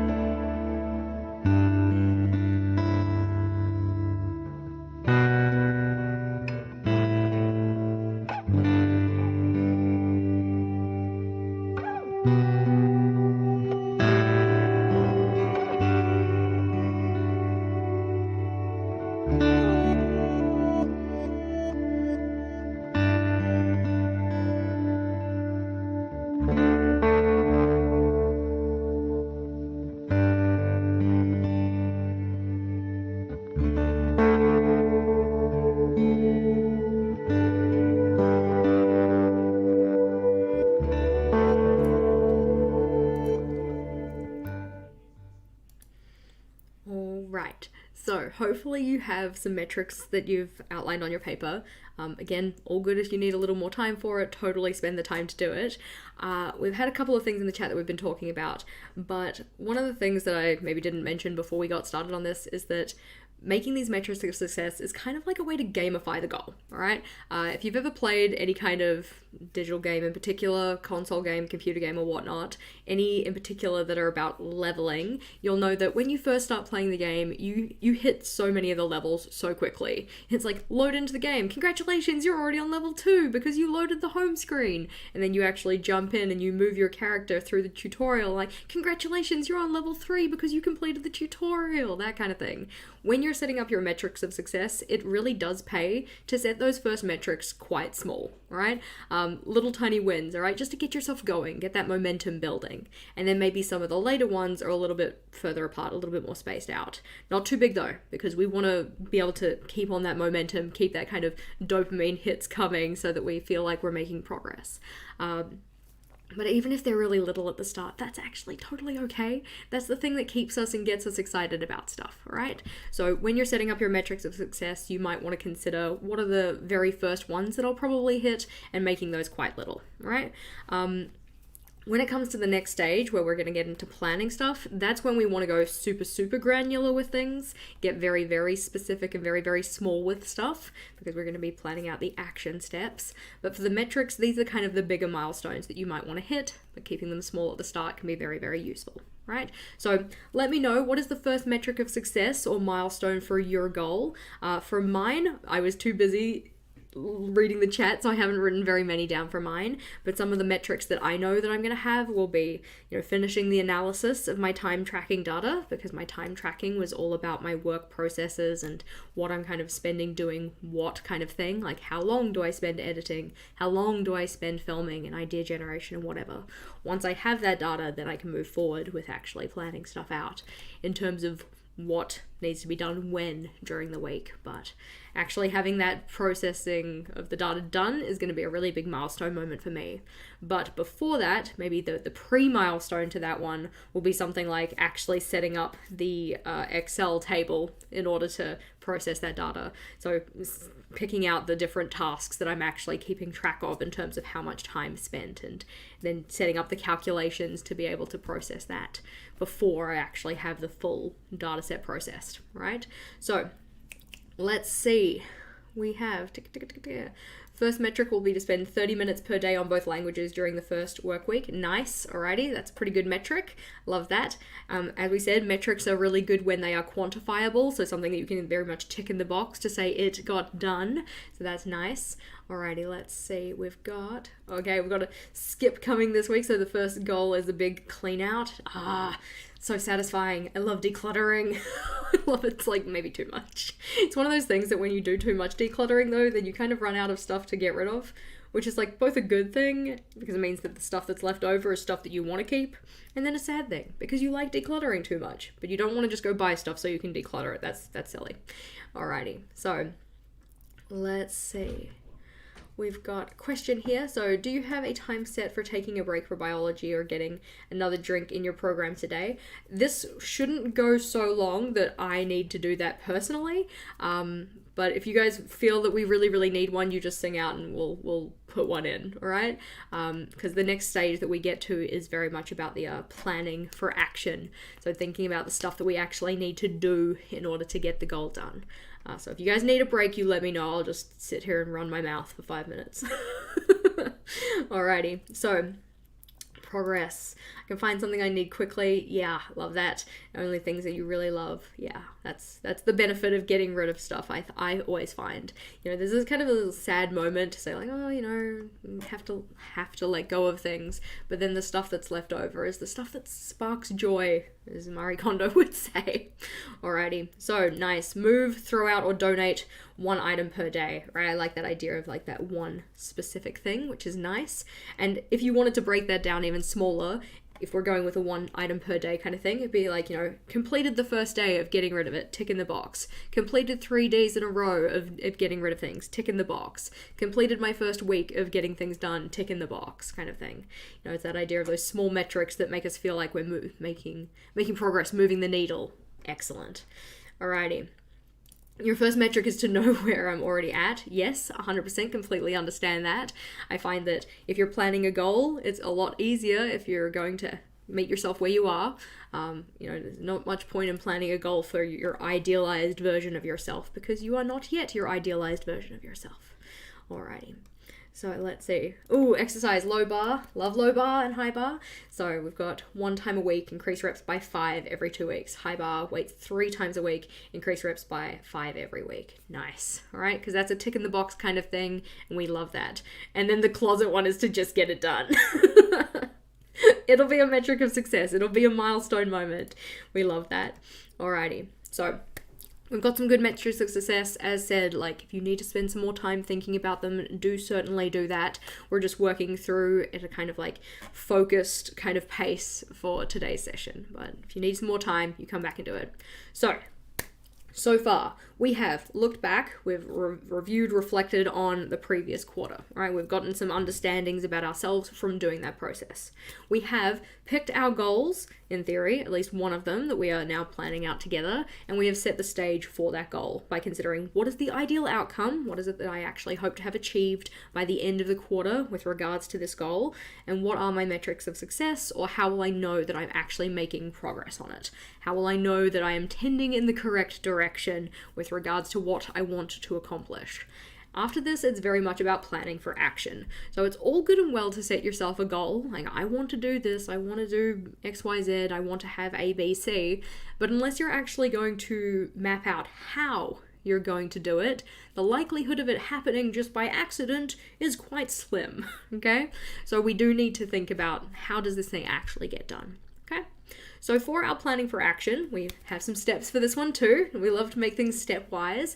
So our first thing is to think about, well, what are those actions? What are those things that I need to do? And doing a brainstorm of the possible actions that we can take with regards to that goal. Okay. The next one is about materials, all right? What kind of resources or people will I need to talk to or anything like that will help you work on your goal as best as you can, okay? This could be about research that you need to do for yourself. It could be about people that you can get advice from to kind of shortcut the process, right? Because oftentimes, they say it's not what you know, it's who you know, yeah? And that's the same idea comes for goals as well, okay? Who can I enlist to help me? Who can I get advice from who's done this before, who might have some insights, okay? And then once we've done those things, once we know what it is we have to do in the kind of, quarterly sense and who or what we might need to help us out with that process, then we can start making our actual action plan, okay? And in particular, we're going to be thinking about making an action plan on a monthly basis. So for the month ahead, what things in particular do I want to do for this goal in order to move the needle, make the progress that I am hoping for in that span of time? Cool? Okay, so planning for action.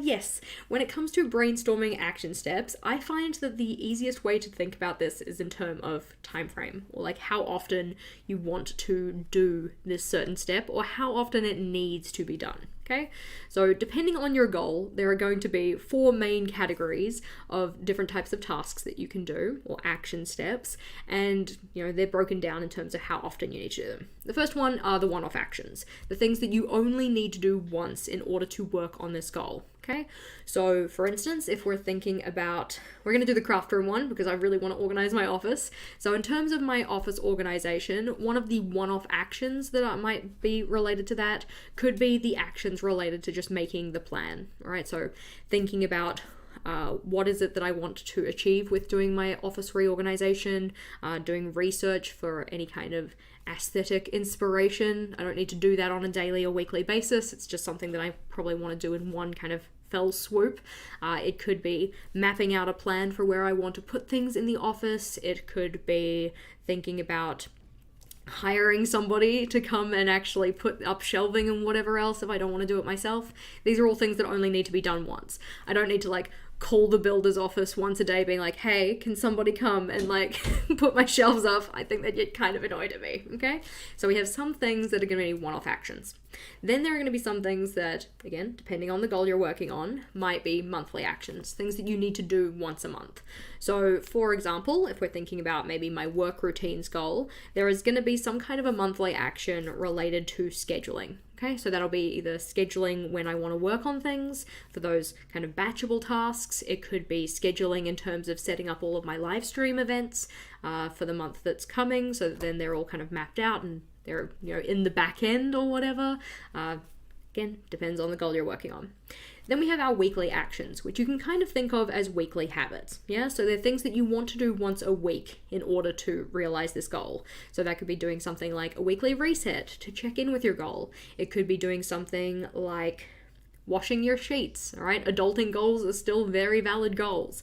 It could be cleaning your bathrooms. We're not going to talk about how often I clean my bathrooms. I cleaned them very, very well. Not yesterday, the day before though. They got all done, all at the same time. I'm not usually very good at that, but I did it. That was an aside. Anywho. So, in terms of your weekly actions, the once a week stuff. Now, there might be some things that you want to do not on a weekly basis, not once a week, but not on a daily basis, once per day. Those I would set up as weekly actions, but just repeated steps, all right? So let's just say that there's something that you want to do twice a week, yeah? I would set that up as 2 weekly actions, okay? So doing it the first time during the week, doing it the second time during the week, okay? Rather than daily actions, where are more very like daily habit type things, okay? So there are going to be some things that you're going to want to do on a daily basis to work on your goal. Those are your habits. Those are the ones that happen once a day. That is the aim, not like once every second day, once a day. Okay? So by thinking about those 4 different categories, you're giving yourself the opportunity to break your goal down into smaller tasks. Okay? Those smaller little pieces that are actually going to get you from where you're at to where you want to be. Okay? As said, this is also a way to make your fluffy goals, the ones that aren't, within the SMART framework, which Jess doesn't like so much. It takes those fluffy goals and it makes them actionable, makes them into stuff that you can actually do, okay? And that's something to watch out for with your action steps. We want them to be actions. We want them to be things that you can tick off and say, yes, I did the thing, all right? And then also, like we said, different goals require different types of tasks. So by breaking it down into these 4 different categories of things to do, you can apply them to pretty much any goal that you're working on. So that is what we're going to do next. I've got a question for you though. I would love to know, what is your biggest challenge when it comes to planning your action steps? I know that a really big one for a lot of people is the idea of not making them small enough. Like we said, if the rungs on the ladder are too far apart, it's really hard to make progress, okay? It's all right if your action step feels stupid small, like tiny small, because then you're more likely to actually get it done. Small steps add up to big progress, okay? So if it feels dumb to write it down because it's that little, then it's probably a perfect action step, and I think that you should write it down, okay? We've talked about it in a previous video. My low bar for exercise at the moment is doing 2 minutes on the elliptical, which for anybody who is a seasoned exerciser is probably like, okay, don't think it'll make much of a difference, but it's something. And that's right, it is something, all right? I have done more exercise in the past 2 weeks and consistent exercise in the past 2 weeks because I set that bar so low, all right? So it's all right if it feels stupid to write down. It's okay if it feels really small. Write it down. Alrighty, other things that we find, differently action steps that are too big, breaking them down, it's tricky, for sure, right? I like to think about what does the easy version of this look like? What does the 2-minute version of this look like? What does the 10-second version of this look like? Like if your habit that you're trying to build is brushing your teeth, maybe your action step is pick up toothbrush. And yes, it sounds stupid, but once you pick up your toothbrush, you're like, well, it's in my hand, I might as well actually brush my teeth now. It's one of those things we trick our brains into doing the thing we want to do because the brain feels silly to just back out now as we've picked up the toothbrush. Alrighty. Let's see. We've got get out of bed, don't crawl back in. Yep, completely know what you mean with regards to that. I am very much a crawl back into bed kind of person. Alrighty. Challenge is the opposite. You make too many small ones and suddenly you're staring at a to-do list that is a whole page long and it gets overwhelming. That is fair, right? For that case, I would try and pick the ones that are going to be the most impactful type of a thing. If in particular you can find a tiny action that starts kind of like a cascade or a waterfall effect where you don't have to write down all the other things, that can be really useful. So for instance, if we think about the tiny action of with regards to exercise, because it's easy, it might be, put on shoes, get on elliptical, do 2 minutes, do 10 minutes or whatever. If put on shoes is the first one and it's the one that you kind of helps to initiate the process, then you could just write that one down. You don't have to write down all the others. It's like, well, I've got my shoes on now, I might as well get on the elliptical for 2 minutes. Well, I've been on the elliptical for 2 minutes, I might as well do 10. That kind of stuff, right? Yeah, trick the brain, that's right. So I'm going to give you guys some time. We're going to think about, for the goal that you're planning out here with me, which of these 4 ones do we need to do in particular, and what kind of things do we need to do in each of them.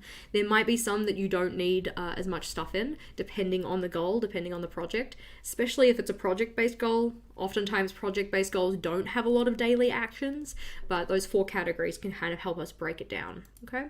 So 10 minutes to do this one, because this is where the magic happens, all right? We're planning out our goal, thinking about the actions that we need to take to actually make it happen, okay? Let's go write some stuff down.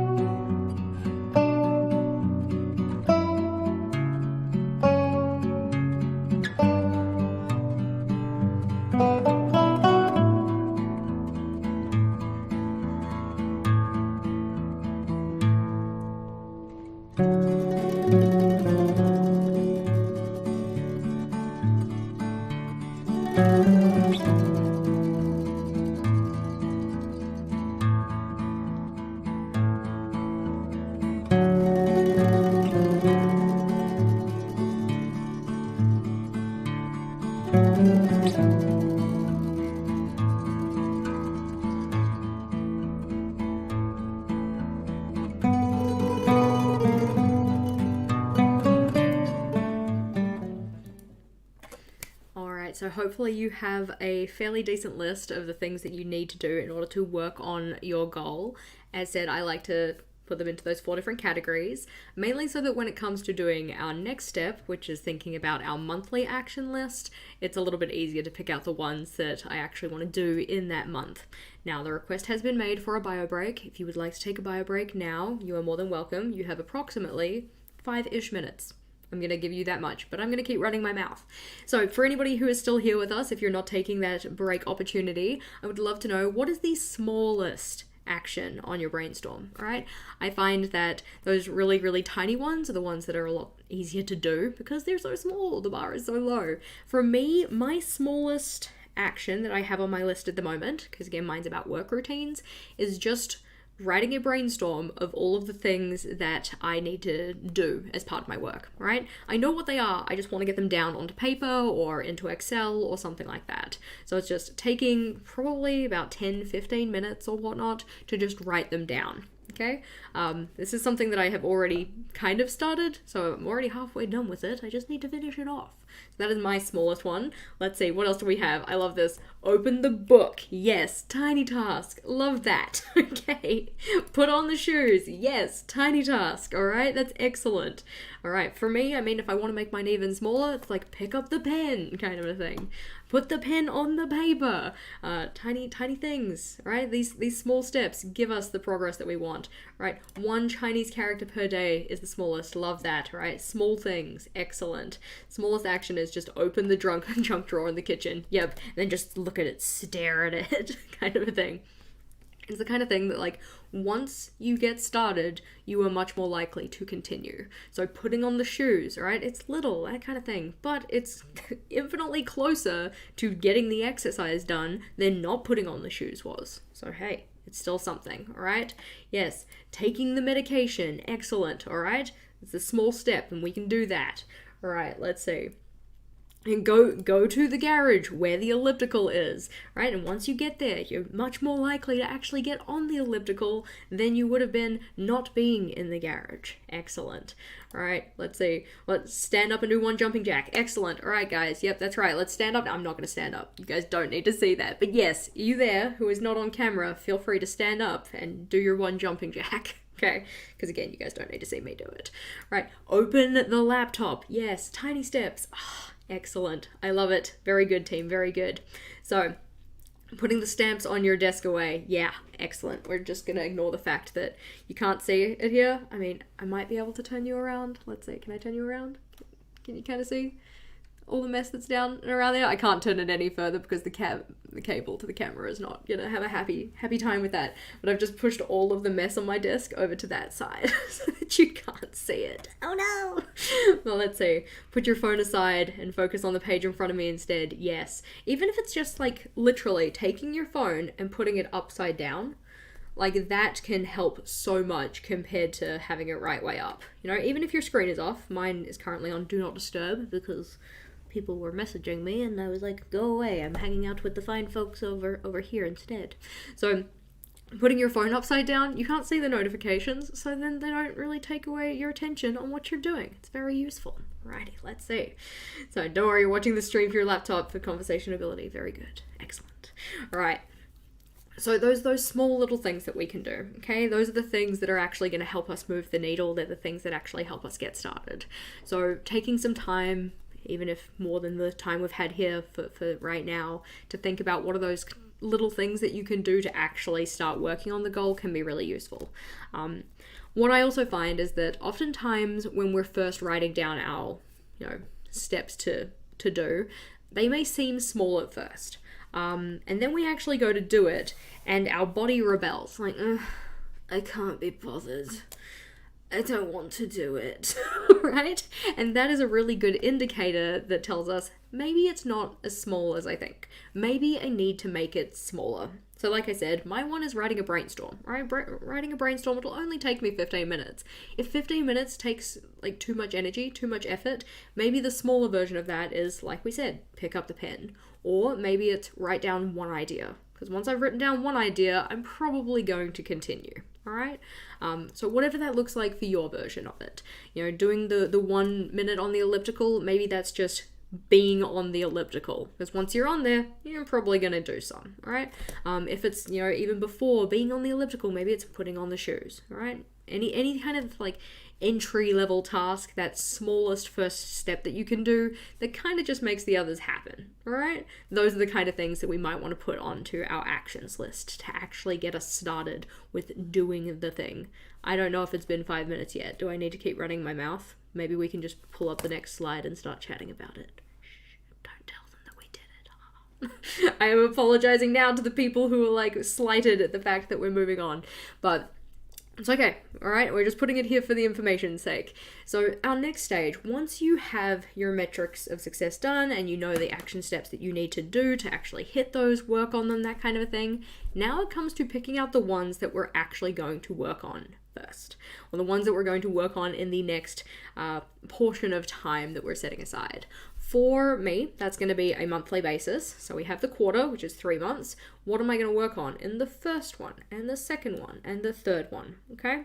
So although I have a good list of things that I need to do in order to hit this goal, some of them have to happen before others, okay? Horse before the cart, that kind of stuff. We can't necessarily start with some of these because they have other steps that need to be done first, okay?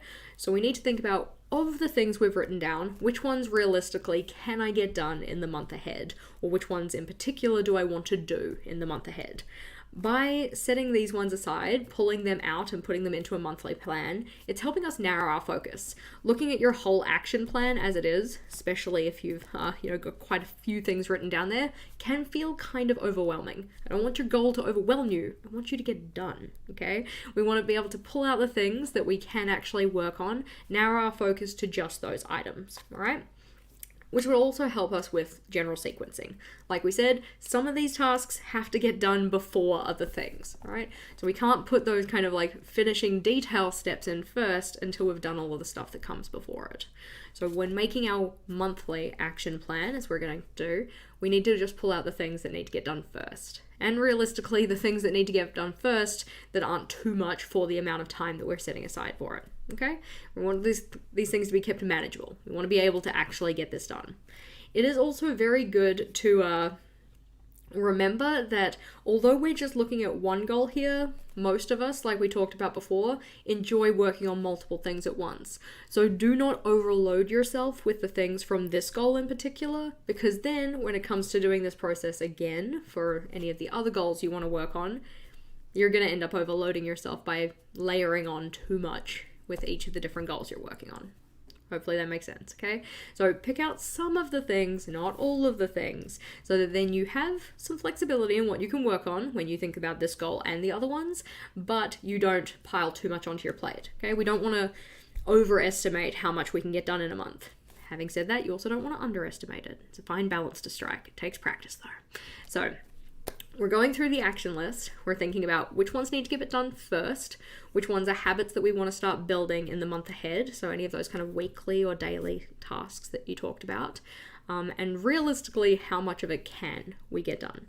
When we're preparing a monthly action plan, do make sure to account for your time availability and make sure that you're considering how many goals you want to work at the same time, okay? It's not just this one, it's probably other ones. So we're gonna start the timer now, okay? Thinking about reviewing that brainstorm, picking out the stuff that we actually want to tackle in the month coming up, okay?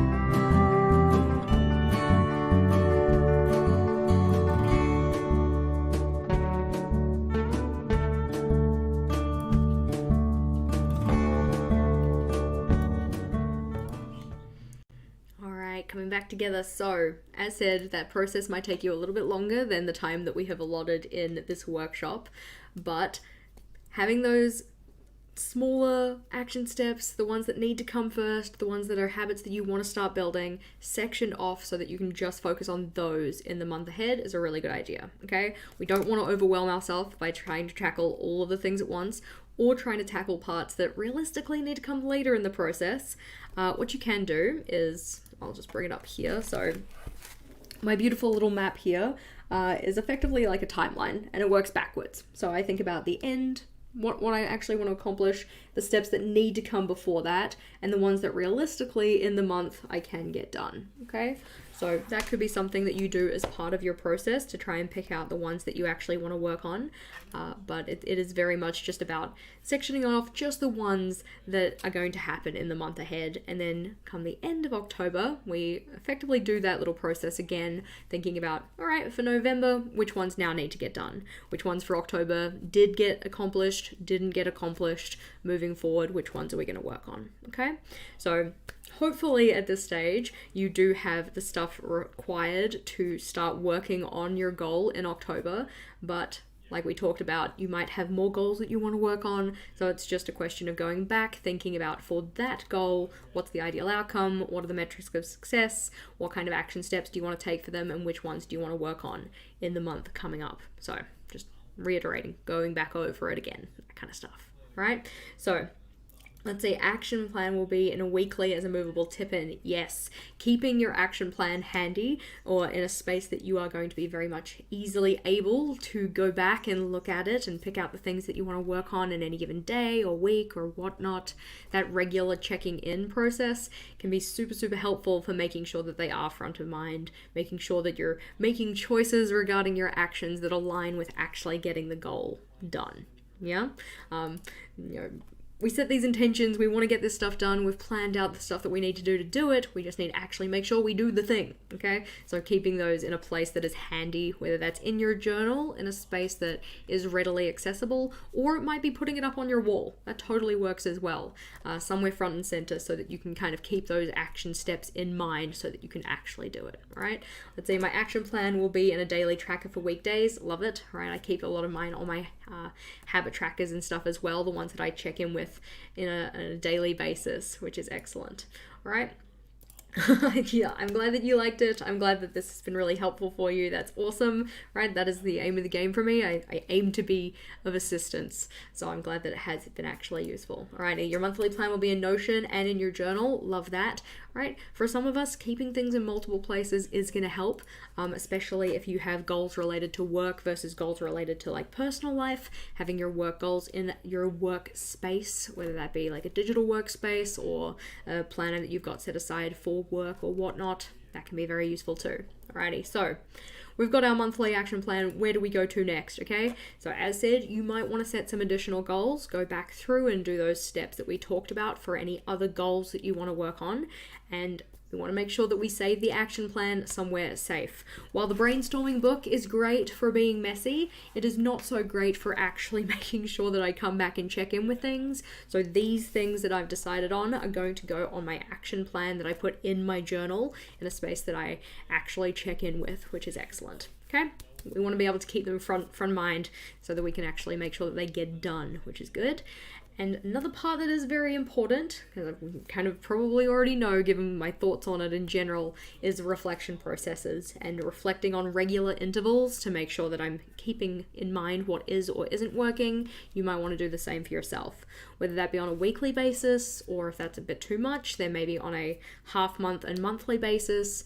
Monthly at the minimum I find to be the most useful to make sure that then we can set the intentions for the month coming up, that kind of thing. Okay, so I did allude to it before, but I am working on a goal setting and goal planning course, and the feedback that you guys have given throughout this live stream has been super helpful. If you're here on the replay, do make sure that you let me know in the comments, like, what are your biggest challenges with goal setting? What kind of things do you find the most helpful for the way that you like to set goals? What are your challenges? That kind of stuff. So I am working on a goal setting course that is very much about how we can kind of map out our goals, how we actually pick them, what it goes into it in terms of like picking those very small actionable steps and things like that, how to make sure that the steps are actually actionable, and building a community around that helps us, achieve as much as we can, because I find that things are just better with friends, all right? Community is important when it comes to doing things. So that's what I am aiming to build with this. If you would like to be one of the first people to hear about that, you can follow through on the QR code there to sign up to emails. I don't send a lot of emails, but the people on the email list are going to be the ones that hear about it first, all right? Like it says there, I am going to be looking for some founding members, so some people to come in kind of pre-release cohort, I suppose, to give some feedback about it. They will probably end up getting a discounted rate, that kind of stuff. So if you want to be the person who hears about that first, then make sure that you follow that through, so that you are the first to know. All good. Oh, thank you, KM. I'm glad that this has been helpful. That's very exciting. Yeah, as said, I wanted to put this out for you guys because I think that it will be useful, and I'm hoping that as that course gets up and running, you guys are eager to get involved with it too, so that's really exciting.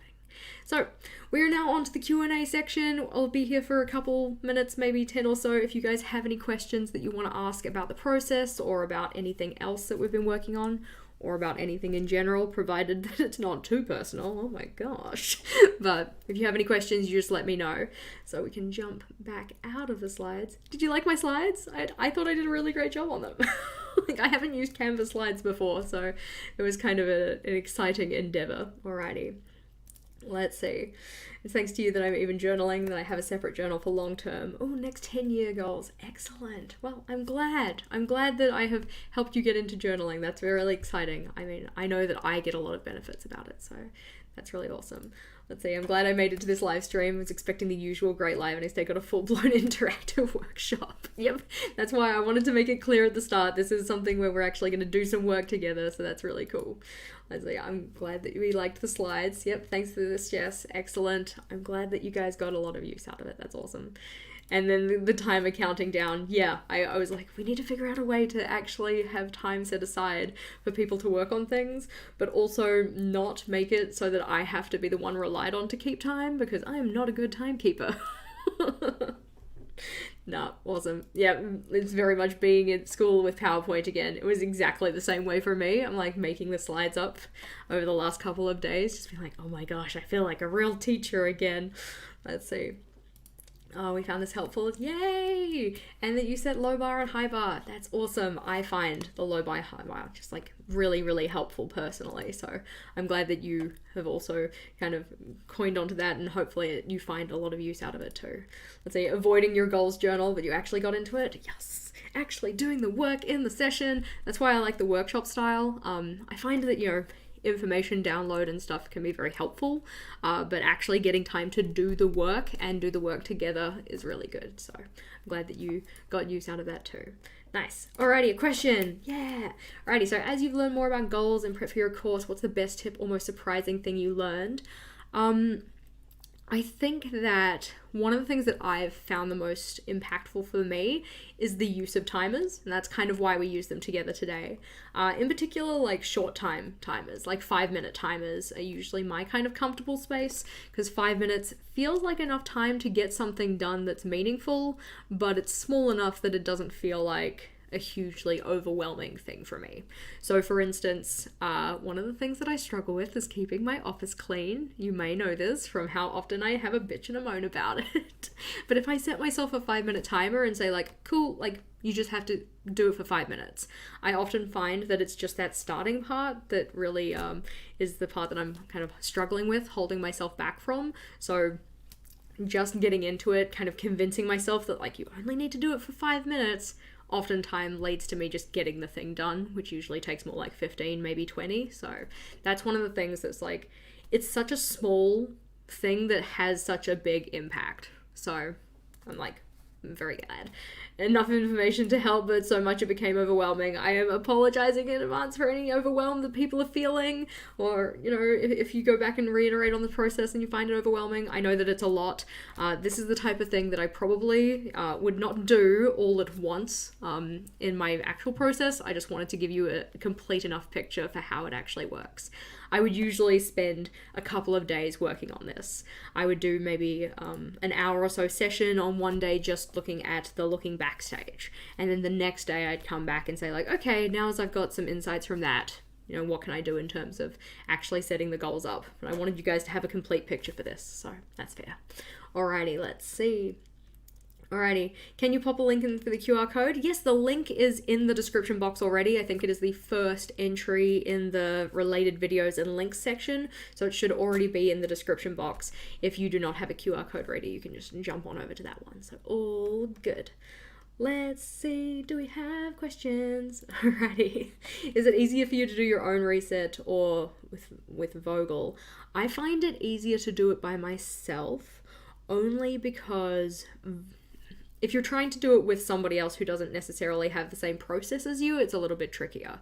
So I have a very kind of distinct process that I like to follow with my resets that has sections that Vogel doesn't necessarily benefit from because he doesn't necessarily journal in the same way as me. If you can find someone that you're resetting with that does it in the same way as you, or you guys have an agreed process, then it's a little bit easier. But because we do have differences in the ways we like to plan, it is a little bit more tricky. So what will tend to happen in any kind of weekly reset type process is that I will do mine separately, and then I will, from that process, write down things that I might want to check in with him regarding. And then we have a separate meeting that's what we call a household meeting, where we go over things like the meal plan, and we go over things like what are the upcoming plans for the week ahead that we share, what are things that we want to work on for the house, and that kind of stuff. And that's a process that we've started actually in the last quarter, which has been really useful as well, so that's really cool. Let's see. If you want to complete a certain task on certain days, Monday, Wednesday, Friday, would you count that as a daily action or a weekly action? So I would probably be more inclined to count that as a weekly action that has multiple versions of itself. So it could be like, let's say, simply, we'll say like taking out the trash, right? Let's just say that my rubbish bin doesn't get filled up fast enough. I only need to empty it 3 days a week, and I empty it on Monday, Wednesday, Friday. I would just put that down as weekly task, take out trash first day. Weekly task, take out trash second day. Weekly task, take out trash third day. Because that's the way that I like to do it. You could do it as a daily and then just block off on whatever daily tracker you have the days that you don't want to do the thing. That also works.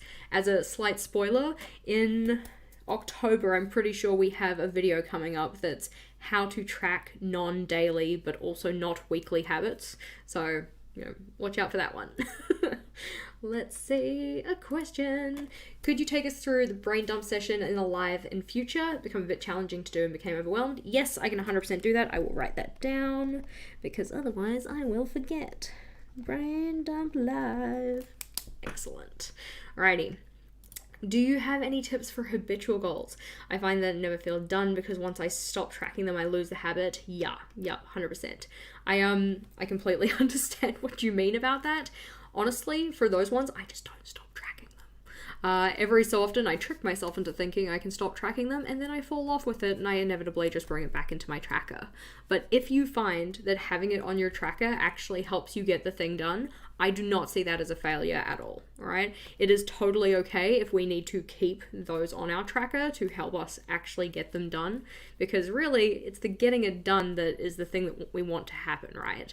And if we need to use a tracker to make that happen, I don't see that as a shortcoming.